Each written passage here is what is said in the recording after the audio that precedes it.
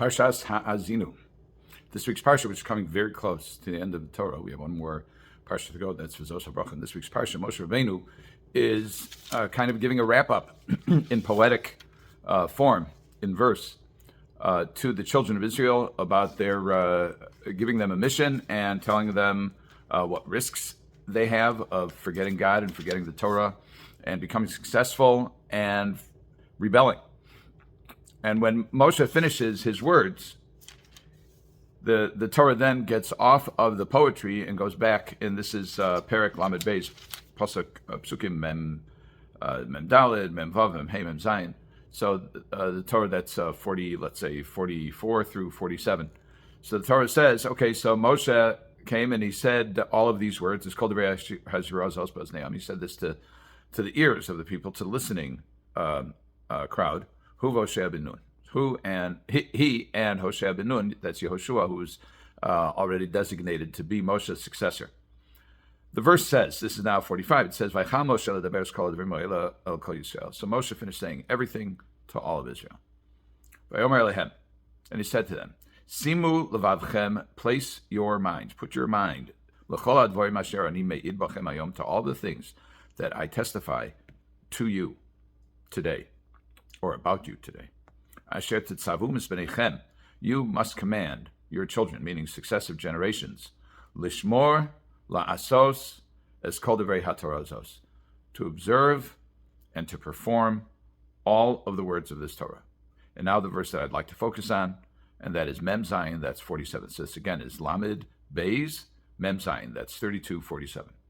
Kilo davar reik hu mikem, because it is not an empty thing for you. That's how we're going to translate it right now. We'll see that there are other translations that are possible. Kihu chayechem, because it, the Torah, is your life. Uba davar hazeh tarichu yamim, and in this thing, observing, following the Torah, you will lengthen your days al ha'adamah asher atem ovrim asher tein shama l'rishta, on the land that you are crossing the Jordan there to inherit. We have a somewhat unusual phrase, lo davar reik hu mikem. Ki lo davar reik hu mikem. It is not an empty thing for you. What does that mean? So Rashi says, first of all, that it's not empty in the sense that you will get reward for learning Torah. If you apply yourself, you'll get reward. Get reward in this life, get reward in the world to come, in Olam Haba. He also says that there's nothing that is meaningless, that is empty of meaning in the Torah. Even the things that are seemingly incidental about who married who and where they come from, etc. There are lots of lessons to learn, even from the seemingly incidental observations that are in the Torah. And now we have a question.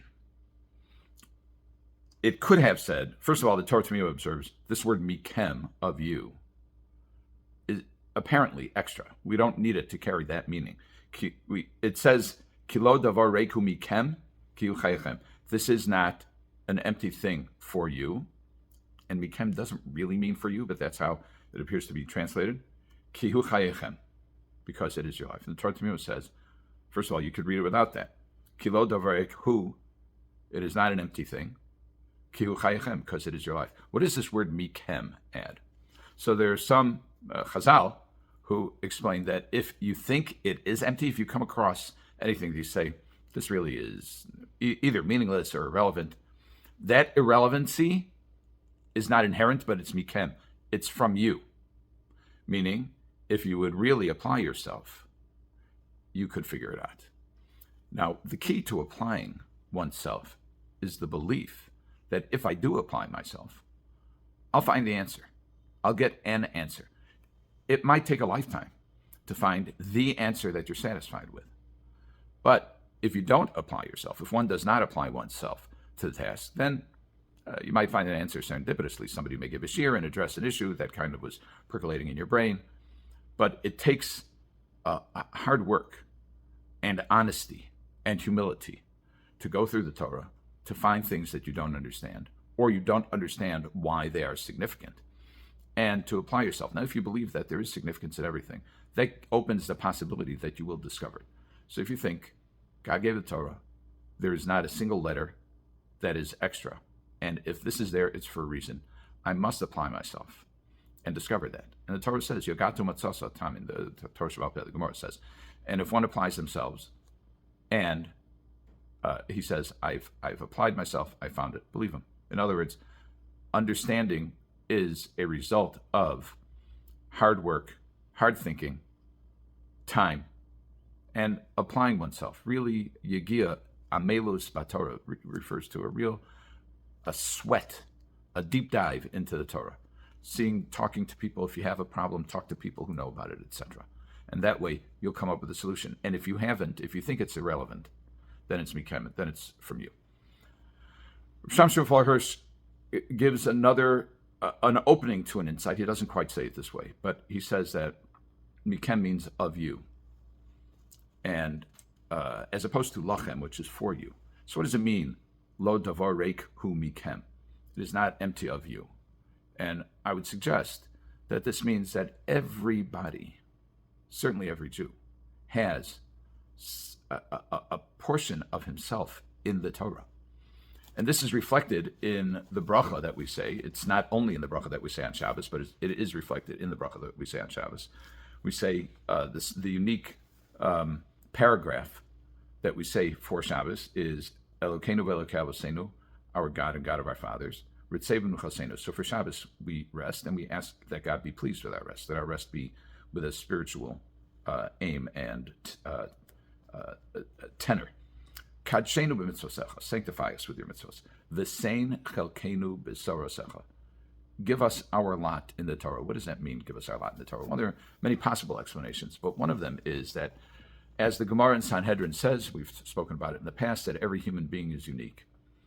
Every human being is unique in three characteristics: in the way they appear, their face, their visage, their voice, and their dea, how they think.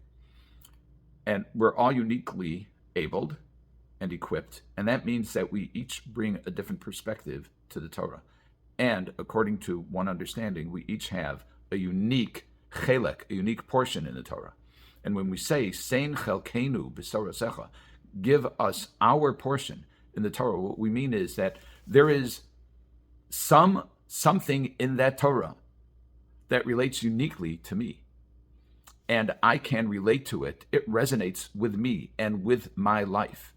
And the Torah is, because of its spiritual nature, say the rabbis, that the Torah speaks to each and every one of us in a unique way.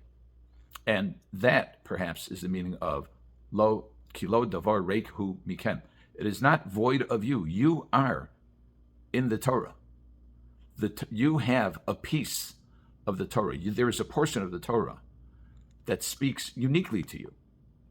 And the Torah as a whole speaks to everyone. But there are portions of the Torah that speak uniquely to you. And our job is to have that chelak. Now, sometimes a person is enthralled with learning Gemara. Rashi, Tosfos, Rishonim, the Talmud with all of its commentaries. Some people are drawn to halacha. Some people are drawn to medrash. And there's a medrash that describes this. Some people are drawn to mikra, to the study of Chumash, or the study of Tanakh, etc. And among the goals of learning Torah is to find that which resonates with you. Now, we mentioned it's not only the tefillah, the special prayer on Shabbos. We also say at the end of Shemona Esrei, we say V'sein chelkenu b'sorosecha, and that's 3 times a day in the Hiratzon that follows. But there's something unique about Shabbos, which is that Shabbos gives us an opportunity to clear our minds of the mundane and to focus on that which will give us renewed life. And that's V'sein chelkenu b'sorosecha, and that's why the Torah says, according to this understanding, Kihu chayechem. It is your life. And as the Netziv points out, life can mean many different things. It can mean physical life, but it can also mean spiritual life. It can mean animation. It can mean our emotional vitality. Somebody who is deeply connected with the Torah has a level of grounding in being alive that is incomparable and comes from the source of life itself. Vatem hadvekim Hashem Elokechem Chaim Kochem Hayom. Those of you who cling to God are alive today, and we cling to God through the Torah, and we can establish a unique and special relationship with the Almighty through the Torah and through our own unique perspective. Sometimes you can have a Dvar Torah and you think it is wonderful, and you share it with somebody and it falls flat. And it may just be a bad Dvar Torah, but it also may be it's an excellent Dvar Torah, but it's an excellent Dvar Torah for you. And the person who hears it doesn't ring his bell. Why? Because it's not his chelek in the Torah, it's your chelek in the Torah. And it's not just our job, it's our joy, it's our goal, it's the fulfillment of who we are.